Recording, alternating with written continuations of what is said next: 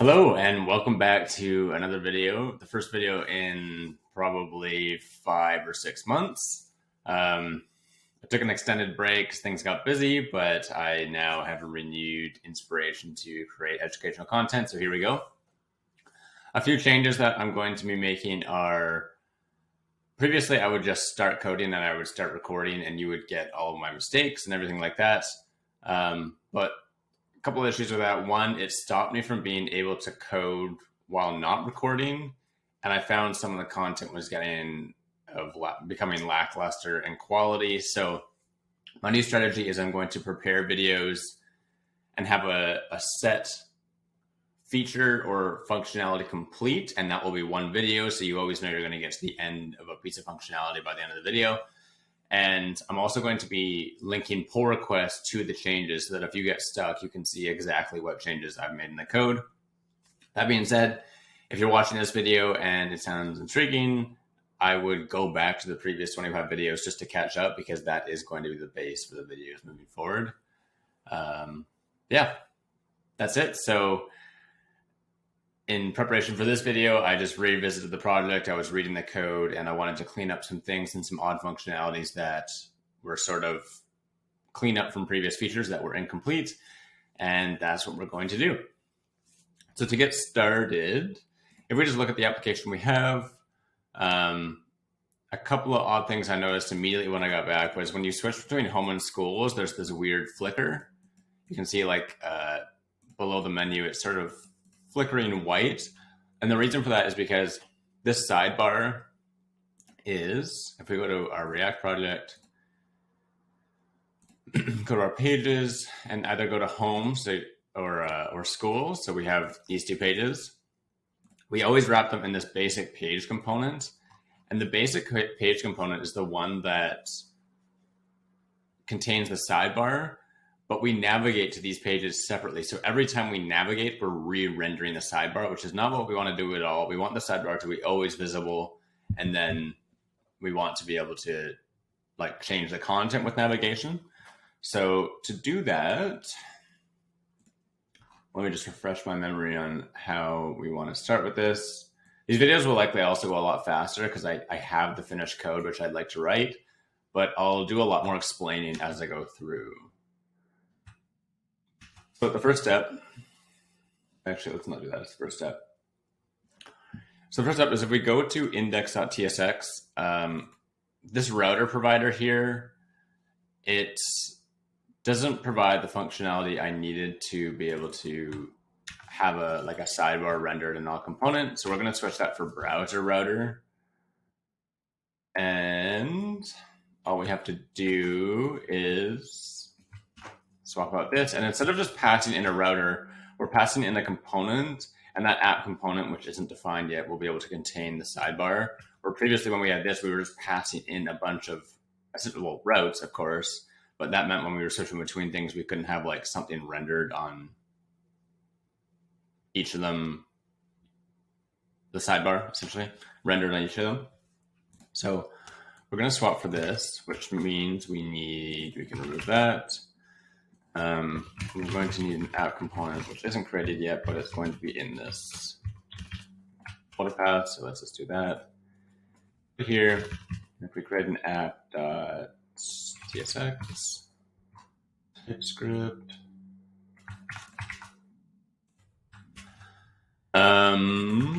So I will eventually get to edit school.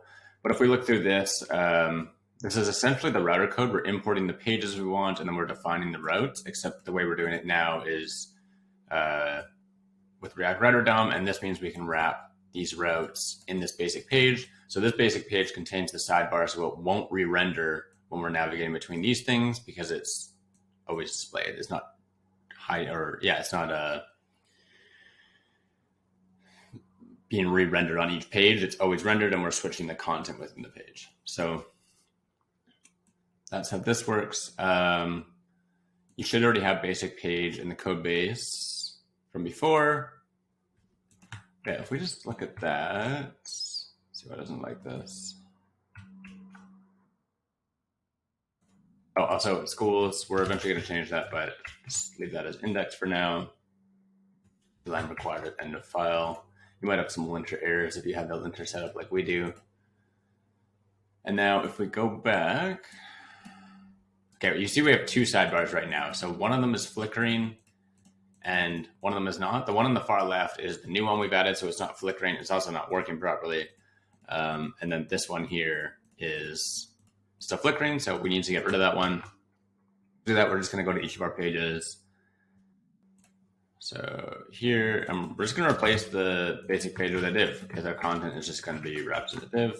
So you go to home and then go to schools, a more basic page.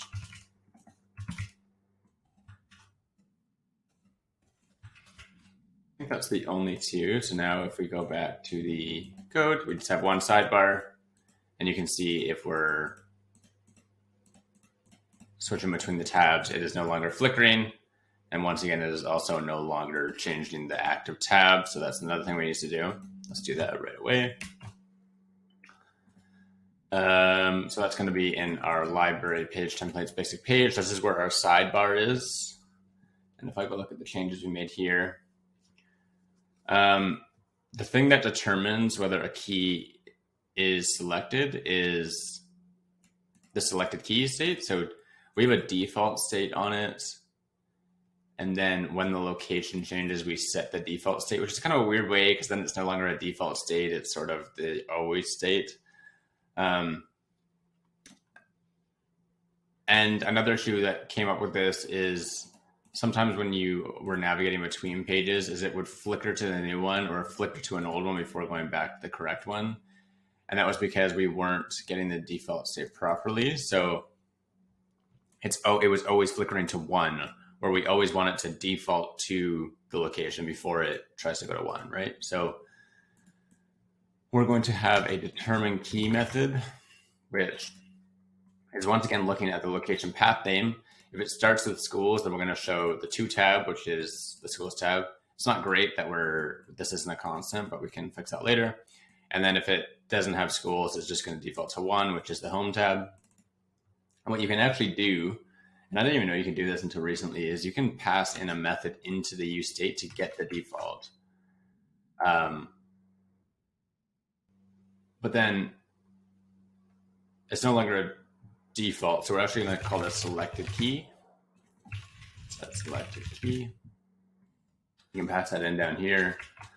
And then in this use effect, which mounts, this is also really funny. Our use effect is an empty array. So when this component mounts, it figured out the location, which is now essentially what we're doing here. But also when we navigate between tabs, we want to be able to update the location. So when the path name changes, now all we have to do is call determine key. Oh, this also just returns it. So we need to call set selected key and call that method. So let's see where that leaves us. There we are. Now we're navigating between. There's no flickering. There's no jumping around on the tabs. It looks like it's working quite well. Awesome. Let me see what we want to do next. I made a couple of changes to just our filters as well, because they were sort of not working particularly well. So if we just go look at those. So a couple things is you can't close this. Like if I don't want to apply a filter, you just have to click apply, and that actually makes an API call.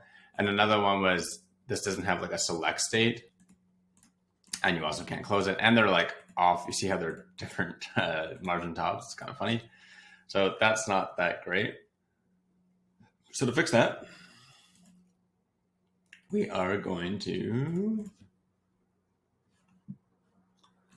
go to our filters. So what we did was we created, in our library, we just created a quantity table filter and a select table filter so that we can easily create new filter bars of type quantity and select. So we just have to modify these and the effect would take place everywhere. One thing we want is we want a new icon for closing the panel when we don't want to filter. That's going to be the closed outline icon. We're also going to need a close panel function so that the filter itself can call a close method, because right now all it can do is apply a filter and open, but we need to be able to close without applying. So that's going to be a prop that's passed in eventually. Another thing I noticed was, oh, I can't show you because it's not in a working state. But another thing I noticed was the title for the filter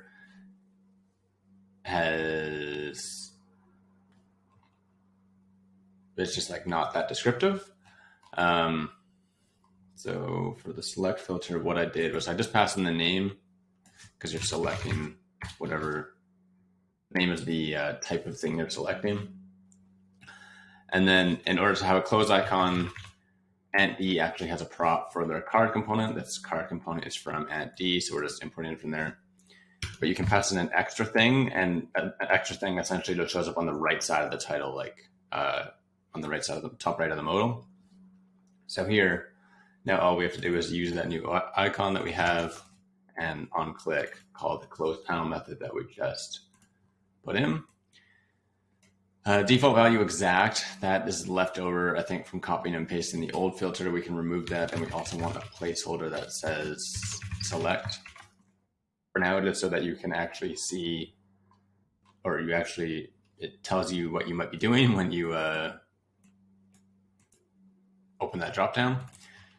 For the top, this is how far the panel is from the top or the bottom of the, or the top of the like input. We're going to do top 32 for both of them, so we'll make that change on the other one as well. And the other thing is this placeholder doesn't work unless the value is null. If we go back up to the top, we did not do that when we initially made this component. We're doing empty strings, so we want to be able to make this a null value, but it also wants to be a string most of the time, or when it actually is filled out. So we have to make the type string or null. And we'll do that here too. And then anytime we were comparing the applied option as an empty state, or to see if it was like empty, we were into an empty string. So you can see applied option not equal to empty string. That will never happen. So applied option not equal to null. And let's see what that select table filter looks like. It does not like right here. The error is kind of cryptic. Invalid type string or null of template literal, line 26.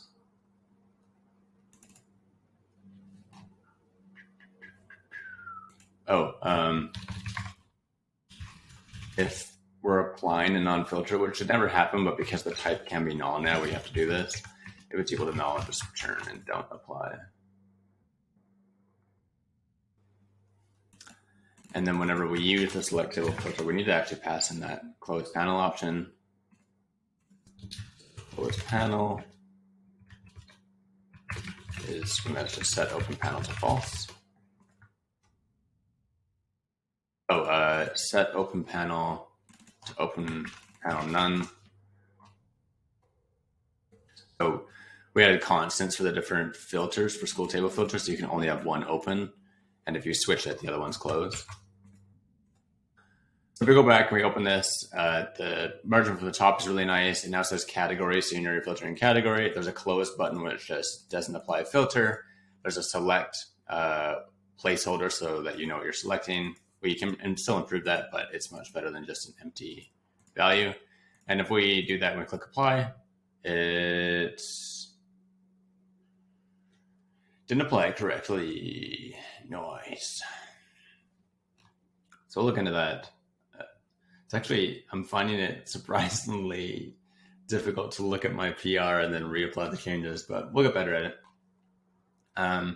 Let's fix the quantity table filter, which is a lot easier, and then we'll try and fix that issue where it's not correctly applying the filter. So we also need the closed panel method defined on the quantity table filter. It's complaining because that isn't a valid prop yet, but it will be when we come over here and we define it as a prop that we're allowed to use here. Then we pass it in as a prop that can be used. So this is defining the types of the props, and this is how you actually access them and use them. And for this one, so if we go down here, top is going to be 32 like the other one. For the title, because this is a quantity filter, what I was going to do was pass in the name and then put count. So you know you're filtering by the count of that thing. And then for extra, we just need that close panel option. And we need that icon as well. There we go. Close that. So now these are the same height. You can switch between them, and where the modal is at the same height. Students count, you can close it, etc. Let's try doing it equal to 0 and see what happens. So that one works. Is greater than 0 should actually return none, unless it's greater than or equal to. Yeah, okay, so the filter is a little bit wrong because is greater than 0 should have returned 0, but I guess we're doing equal to. In category, if I do this and click apply, oh, there we go. Perhaps I just need to refresh, but now if I apply those filters. Awesome. So our filters are looking a lot better. That was the second thing I wanted to clean up in these changes. Let me just look really quickly. Awesome, awesome. All right, another thing that I wanted to work on was when I clicked edit, it opens the form up in the create school form, so we never actually turn this into an edit form. It actually populates it, so if you switch between these, it's populating the form with the values from the row, which is awesome, except when you click create, it actually is still making a post request. And also districts can have a maximum of 10 schools, which was the validation we added 6 months ago. So to fix that, if we go to our schools page, so this is our index page, and we go to components, we have a create school form. I'd like to just call this school form now because it's going to be used for both creating and updating. So just rename it there, rename it there. We're going to rename the file as well. So school form, update the imports. It's still going to be named incorrectly, even though we imported after the import.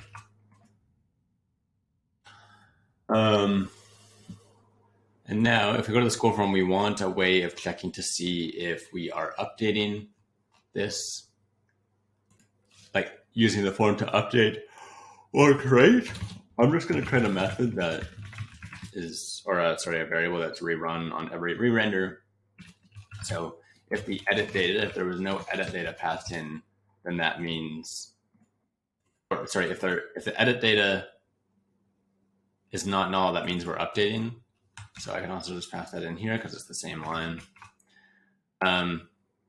This isn't a great way of doing it because if you're not properly cleaning up edit data, then you might be updating still. It's not the worst, but it's a little bit hard to understand if you were just looking at this because I don't love it, but it's not horrible. So we're going to do it.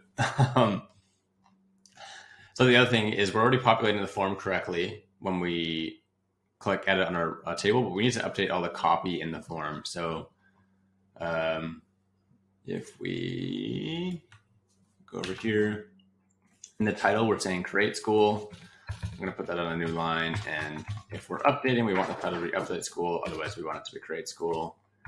And then if we go down to the bottom, it always says create on the button. We also want that to be an update. And then finally, the third change is when we click submit, we're always running a post request right here. And we sometimes want to be running a put request. So the response is null. If updating, we're running a put request and we're passing the ID of the item we're editing, and then we're passing the values, and then otherwise we're doing a post request. And then either way, we're insetting that new data, whether it's a created object or an updated object, back into the table, which is why we call that method afterwards.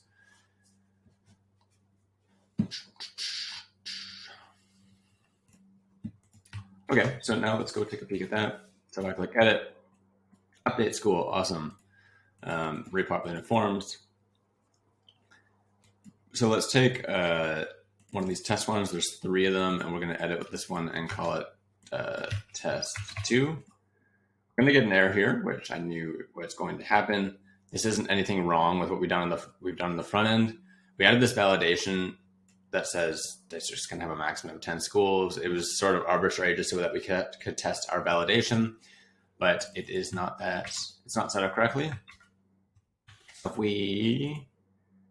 I often do when I'm working is I just copy and paste messages and then search for them. And depending on how your code is set up, you can find exactly where that error is called. And the issue here is that the validate method where we're running this is called on every single request with school serializer, but we only want it to run on post requests. So what we can do is we can get the request object from the context of the request, and then we can say, if we're posting, that means we're going to be creating new districts, then run this validation. And I think that's in here, so we're not running the query on other requests as well, because that's just, oh, we can't do that, never mind. Oh, well, we could, I'm going to leave it. Now we're running this query every single time we run the serializer, which isn't like amazing, it's just wasted resources. It's not the worst. So now if we go back to the form and we try and update here, it's going to allow us, and you can see it got updated to test 2. It looks like we also, if I refresh, oh, it's not working entirely correctly. So there's going to be another error we have to fix because there's 2 tests right now and a test 2. And I bet you if we update one of them and call it test 3. Oh yeah, I added random validation too. Now there's a test, and a test 3. If I refresh. Oh yeah, I remember what's happening. I can't believe I made this error, but whenever we submit our forms, we call this insert new data method. So we're inserting the data into the table, and we're replacing it by name, but our names are not unique. So we need to make this ID. So what this is doing is after you update a row, it's getting every row but the one you updated by name, and then it's inserting the one you updated. But because it's by name, it's just like entirely wrong. So it has to be a unique thing so that we can only remove the row we want to and then add it back. So now if we go back here and refresh, let's find, let's update this one. We're going to call it test 4. And there we go. Now test 2 and test 3 are still there. And then test 4 went up to the top because we updated it. It's also blue because we figured out a way to highlight newly updated and created rows. So we're getting close. Let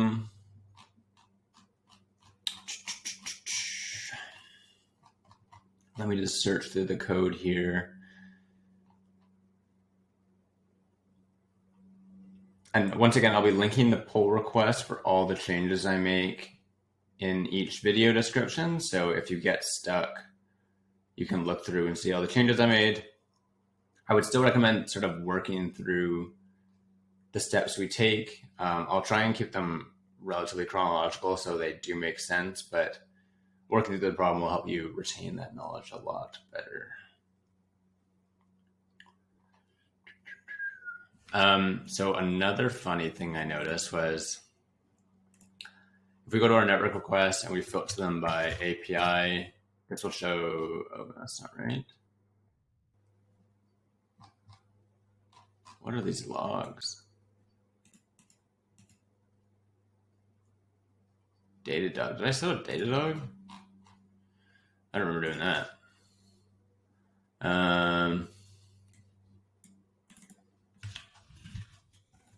We filter them by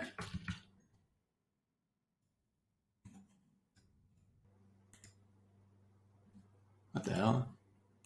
What if we filter them by localhost or 8000 API?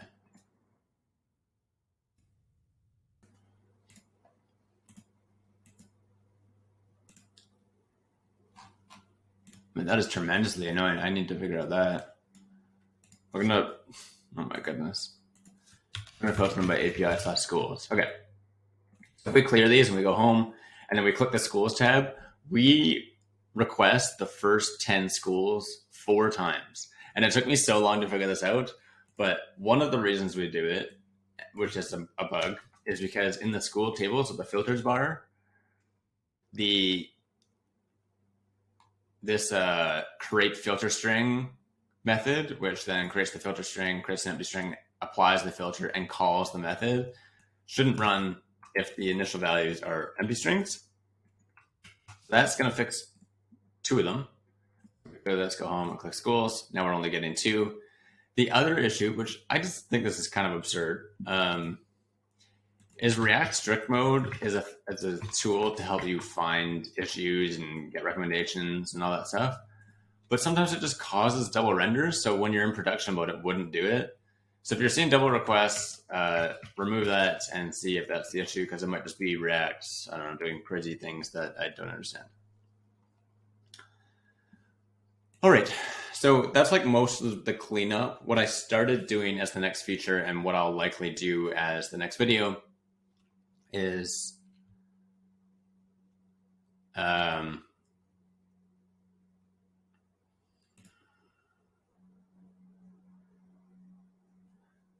what I'll likely do is this edit form isn't great, because it's great if you're doing like quick data entry and you're just like adding something quickly. But if you want to view like the students in these schools or add students or have a more like comprehensive view of a school, it's just like not enough real estate on this right panel to be able to display everything. So just as another approach to how you might manage forms and tables, I'm going to add a new page for editing a school. So what we're going to do, also one thing is you can delete this router file because our routes are in the app file now. But one thing I'm going to do is in the pages, we have our schools folder. I'm going to rename index to list. So we're going to have a list page for schools. And then I'm also going to have a edit.tsx page for schools. And we can pretty much put like nothing in here. This is all I put in it for now, which I'll explain in a second. But if we go to, there's we still have a couple more things to do too. If we go to our app.tsx, we need to add a new route for viewing a school. So the entire page is going to change. So we're going to be rendering a new page, which is going to be /schools/ID, and it's going to open up the edit school page, which is the file we just created at schools/edit. There's the school list page that I renamed. So now we want to be able to navigate to that page. In order to do that, if we go to our school table, which is one of the components in our school pages, we have this action column, which returns a button. Instead, I'm going to copy paste this in. So this is what we had beforehand. And it's now going to be a div with two buttons where the second button is the same type, but on click, we're going to navigate to that new page. To do navigation, we're going to import use navigate, which is a React Router DOM hook. So you have to like essentially initialize it. Now you can just call navigate to specific routes. So if we go back to our table and I'll type any. All right, so edit wants a new line at the end of the file. And I'll type any, what line was that? School table 68. It doesn't know what this row is, because it is. Now we have a second button. When we go to it, we're going to this new route, and we just have like editing for, which is the ID of the school we're going to be editing. We'll need to like totally expand that page to have more functionality, but that is probably where the next video is going to go. Before we finish, another thing was, and I'm going to be super fast because it's a lot of cleanup, it's a lot of jumping around. The next videos will hopefully not be like this. But I was saying that when you click edit, the initial edit button, and you're populating this, that's how we determine if you're updating. But if you call create school, we haven't cleared that update data, which means every time we show this form, we need to clear it so that it's a fresh state before we determine if we're updating or not. And in order to do that, I added this use effect. So whenever the form visible is changed, if it's being hidden, set the edit data to null. So what this means is if I click edit, we're updating because the edit data is populated. But if I close it, that is form visible switch to false, which means that edit data was cleared. So if I click create school, it'll not think we're updating, which is exactly what we want. And I think that's it. So that really cleans up our functionality. We have no more flickering. When we switch pages, we're no longer rendering the sidebar, which is just brilliant, which is what I originally wanted. One cool thing that I sort of passed over because I did it really early was in the basic page, when we're determining what key to make active on that sidebar, I did location path name starts with schools so that the schools tab stays active when you go to this edit tool page. So this is still active. And we'll probably have a breadcrumb at the top to explain like sort of where you are, but that's how the schools tab is staying active even when you're going to an entirely different page. And we'll probably do a lot of this later on is we want the tab to stay active for certain like sub navigations as well.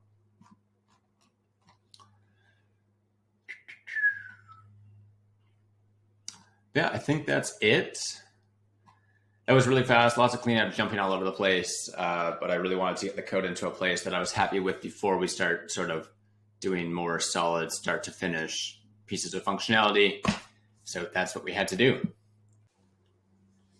Thank you for tuning in. If you enjoyed this, please let me know in the comments. If you are things that you want me to change or you want me to improve on or you want me to include in this tutorial series, please let me know in the comments. And once again, thank you for tuning in. Until next time.